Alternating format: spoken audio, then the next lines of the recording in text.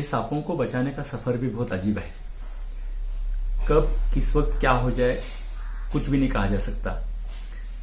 कल ऐसी जगह पर ही हम इंडस्ट्रियल एरिया में सांप बचाने गए थे। वहां तो हम जबरदस्ती गए थे क्योंकि बहुत सामान वगैरह था और मैं चाहता था कि अगर कोई सांप जाने की जगह है तो कोई प्रॉब्लम नहीं है, लेकिन अपनी वर्कर की सुरक्षा के लिए या उनकी डर के लिए हमें वहाँ के ओनर जो है स्टार एसोसिएटेड, तो उन्होंने हमें बुलाया। बड़ा सा मतलब हो सकता था, ज़्यादातर धामन हो सकता था या नाग भी हो सकता था, लेकिन धामन रहने की संभावना काफ़ी थी। इंडस्ट्रियल एरिया है और वहाँ पर मैं भगत सिंह के साथ गया हुआ था और वहाँ पर सामान निकालते वक्त अचानक ये सांप पाँव में आ गया। दिखते ही अजीब लगा क्योंकि 18 साल में पहली बार थोड़ा सा अलग सा देख रहा हूँ। ये मैंने नोटिस किया। ये सांप मिलने के बाद भी लगभग हमें 15-20 मिनट और सामान निकालना पड़ा क्योंकि पहले वाला सांप मिला ही नहीं और ये अचानक पाँव में आ गया। और ये सांप जो हमने सोचा भी नहीं था, ये सांप निकला। तो नकली कौड़ियाला बोलते हैं। देखते ही हमारे जो दर्शक है वो नोटिस कर पाएंगे इस बात को कि इसकी जो हलचल है, शरीर की रचना है, कौड़ियाला, और साथ में करेज से भी बहुत मैच करती है। उसका काटना, ये सब वगैरह सब, थोड़ा सा उसकी जो गर्दन रहती है ये फुला लेता है। मतलब कौड़ियाला ज़्यादा ही चेप्टा मुंह रहता है और पूरा ब्राउन शेड में किस तरह से आप आता है देख सकते हैं, और वाइट इसके ऊपर स्पॉट है। कर्नाटक में ये पहली बार मिल रहा है, सिर्फ बेलगाम शहर में नहीं बल्कि तमिलनाडु, आंध्रा, उड़ीसा तक ये सांप, केरला के साथ उड़ीसा तक ये सांप देखा गया है। हालांकि ये सांप 14 इंच है लेकिन ये 21 इंच तक बढ़ता है। अंडे डालता है, 5-6 अंडे डालता है और पहाड़ी एरिया में रहता है। या मतलब जैसे कि कौड़ियाला घर में पाया जाता है, ये भी कारखाने में ऊपर की जगह पर पाया गया है। और छिपकली इसका पसंदीदा खाना है, इसलिए घर में आने की संभावना रहती है। उसी तरह काटने आता है, आक्रामक होता है, लेकिन ये विषैला बिल्कुल नहीं है। मराठी में इसको हल्दिया सर्प कहा जाता है, तो ब्राइडल स्नेक अंग्रेजी में इसको कहा जाता है।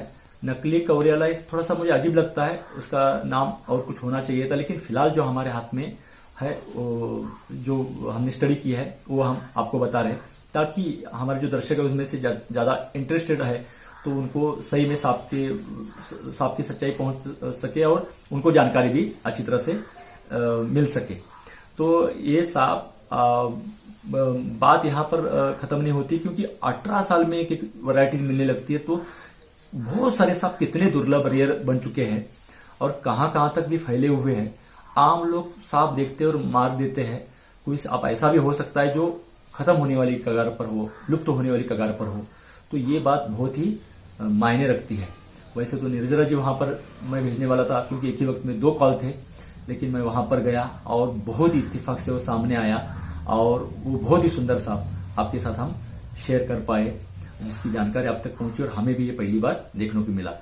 बहुत बड़ी बात जो है कि हम सांप पकड़ने गए थे दूसरा और ये मिला दूसरा, और वो भी बहुत ही रेयर। तो हमारे बेलगाम में इस तरह से मतलब दुर्लभ प्रजातियां मिल रही है। तो इनके ऊपर अभी इन्होंने बोला जैसे कि ये सांप हमारे यहाँ कहीं पर भी रिकॉर्ड नहीं है कर्नाटक में।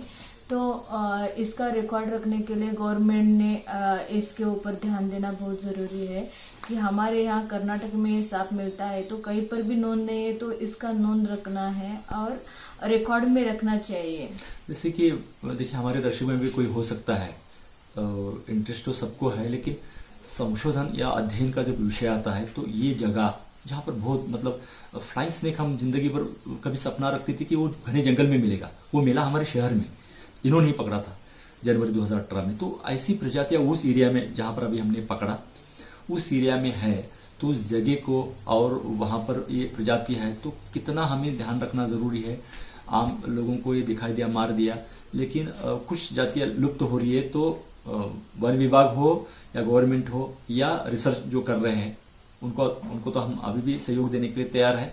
तो वो भी हमारे साथ जुड़े और इसकी प्रजाति के रक्षण करने के लिए, काम आगे पहुंचाने के लिए हमारे साथ इस राष्ट्रीय काम में योगदान दें। अगर हमारे वीडियो पसंद आते हैं तो लाइक कीजिए और ज़्यादा से ज़्यादा लोगों को जानकारी मिलने के लिए शेयर कीजिए। अगर आपने हमारा चैनल सब्सक्राइब नहीं किया है तो सब्सक्राइब जरूर कीजिएगा। धन्यवाद।